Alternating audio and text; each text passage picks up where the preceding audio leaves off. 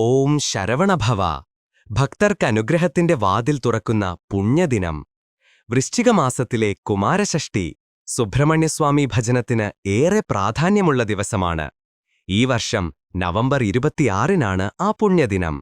സുബ്രഹ്മണ്യ ഭഗവാൻ അവതരിച്ച ഈ ദിനം കുമാരഷഷ്ഠി എന്ന പേരിലാണ് അറിയപ്പെടുന്നത്.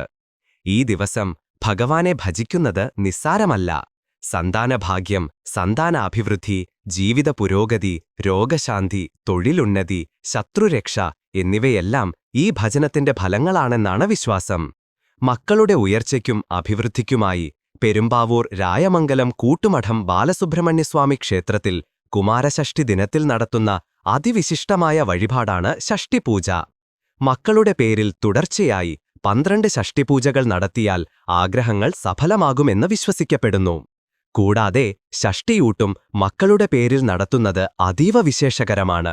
ഈ വർഷത്തെ കുമാരഷഷ്ഠി മുതൽ 12 ഷഷ്ഠിപൂജ ആരംഭിക്കുന്നത് അത്യുത്തമമാണ്. കൂടുതൽ വിവരങ്ങൾക്കും വഴിപാട് ബുക്ക് ചെയ്യുന്നതിനും ക്ഷേത്രവുമായി ബന്ധപ്പെടുക.